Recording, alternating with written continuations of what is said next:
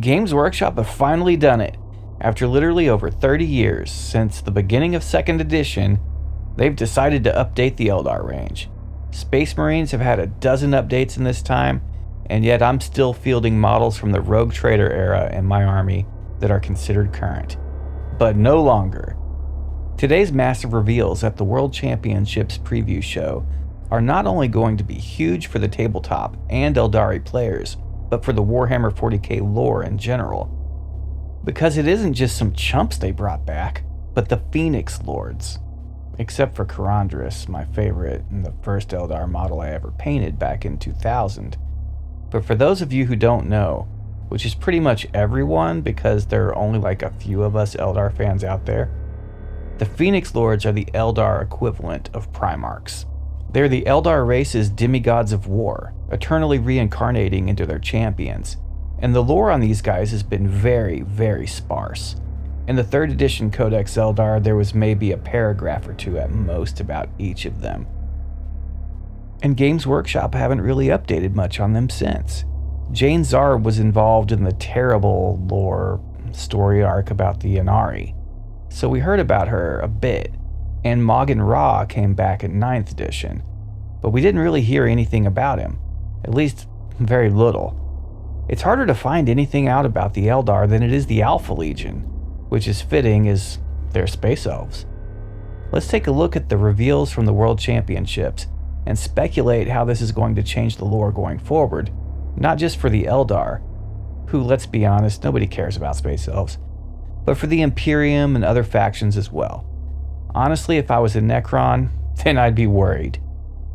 So yeah, like the Space Wolves and their Wolf Time Ragnarok sort of prophecy, the Eldar have this thing called the Ranadandra, which if I remember correctly, means like the final battle or whatever.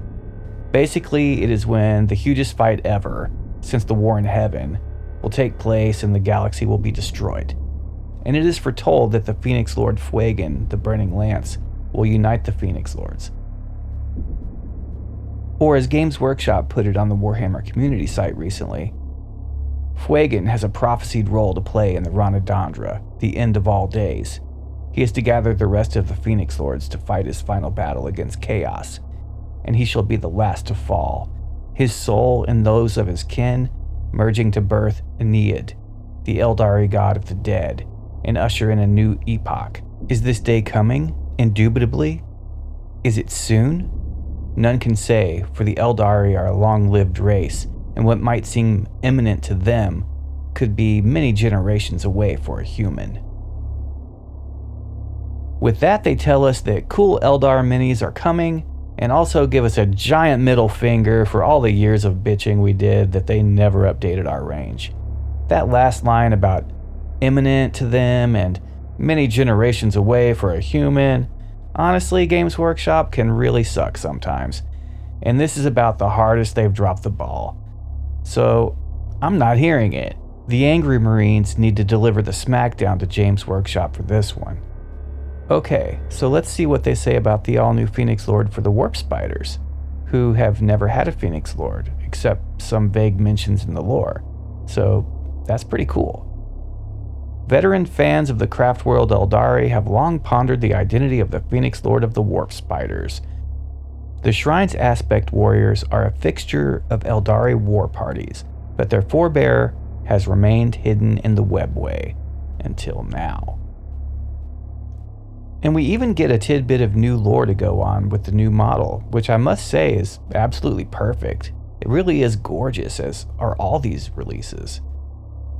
Even among their seemingly immortal kind, Lycus, also known as the Whispering Web, is a daredevil who embodies Cain's willingness to risk everything for victory.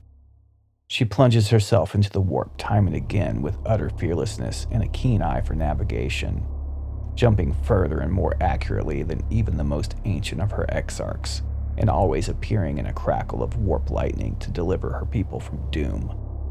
The one-of-a-kind suit of aspect armor she wears houses 4 additional arms, 2 armed with a unique pair of death spinners, while the others end in wicked monofilament weapons reminiscent of the infamous Harlequin's kiss.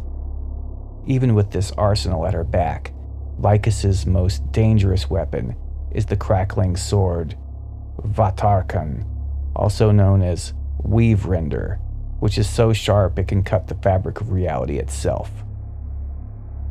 This is possibly another, or even the last, Crone sword returning to the lore, which, if it is, will have extreme ramifications, as those swords combined can kill Slaanesh, it is prophesied. So Fire Dragons, Swooping Hawks, and Warp Spiders got redone. The Phoenix Lord for the Swooping Hawks looks pretty rad, still giving a huge nod to his original model and throwing off 2nd edition vibes, but Baharoth is back. And the Phoenix Lords for the Fire Dragons and Warp Spiders are absolutely chef's kiss, with Lichna. And we finally get the Primarch, or the Phoenix Lord of Phoenix Lords, the OG. First one who trained all the others in the Aeldari aspects of war, Asserman, the Hand of Asseryan. And yeah, he looks awesome. The same guy as before, but just way, way better.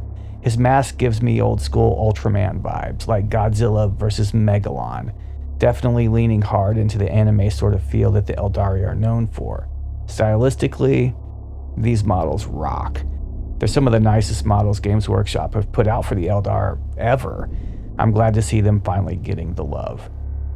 But what does this mean for the lore? Will Games Workshop bring back the Inari storyline and continue with the Ennead and Ivrain, etc.? I don't know. I mean, I hated all that. Every single thing about it. But hey, that's cool. I know not everyone felt how I did at the time. I was happy they found a way to bring a Primarch back.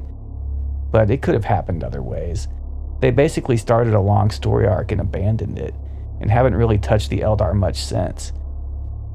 So that tells me they're going to go really hard on the Aeldari. I doubt I'll ever get comfortable saying that in the lore. Like, they might do some weird stuff going forward, as wouldn't it be fun after all the orcs, necrons, chaos, and tyrannic shenanigans going on throughout the Imperium? The Eldar turned out to be the greatest threat to humanity? I'd certainly find that compelling.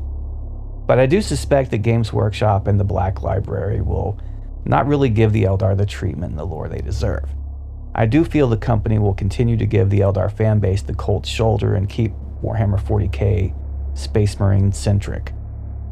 It's just a suspicion, and I do hope I'm wrong, but one thing is for sure, there will be at least some Eldar lore coming in the very near future, as characters as huge as the Phoenix Lords returning will need to be covered in at least one series of novels. This isn't just going to be an Index Astartes update and White Dwarf kind of moment. This is more of a, oh my god, Gilliman the Lion and Russ have all returned at the same time moment, and they have a sister that nobody's ever heard of, but she's awesome and looks like she could kick all their asses.